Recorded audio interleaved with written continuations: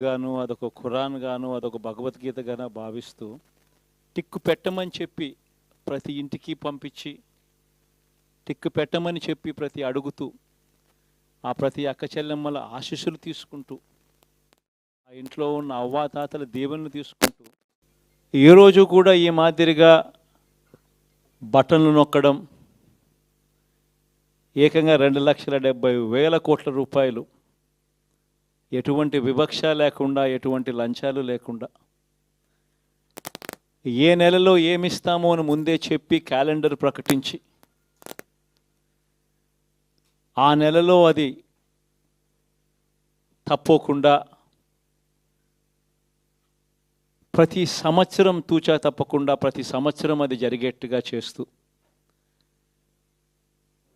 ఏకంగా 2,70,000 కోట్ల రూపాయల వివిధ పథకాల ద్వారా మాట తప్పకుండా జరగడం కూడా గతంలో ఎప్పుడూ కూడా చూడలేదు, జరగలేదు.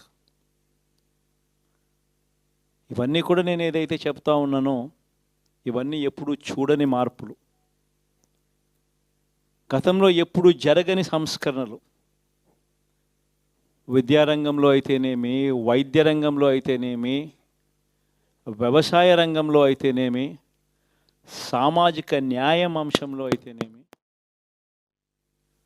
మహిళా సాధికారత అంశంలో అయితేనేమి, గవర్నెన్స్ విషయంలో అయితేనేమి ఎప్పుడు జరగని చూడని సంస్కరణలను కూడా తీసుకొచ్చు. ఇవన్నీ నేను ఏదైతే చెప్తా ఉన్నానో ఇవన్నీ మనం చేసి చూపించి ప్రజల మన్ననలు పొందిన తర్వాతే ఎన్నికలకు వెళ్ళాం. ఎన్నికల్లో ఏమైందో తెలీదు. 5 సంవత్సరాలు కళ్ళు మూసుకుంటే చాలా అయిపోయింది. 5 సంవత్సరాలు మళ్ళీ 2024 నుంచి 2029 కూడా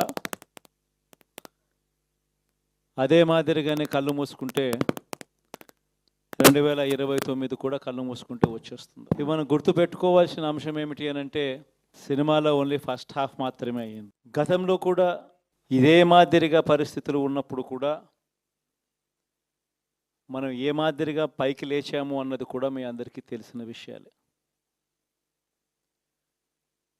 నేను ఒక్కటే మీ అందరికీ చెప్తా ఉన్నా, ప్రజల్లో ఈరోజు మనం చేసిన మంచి ఉంది,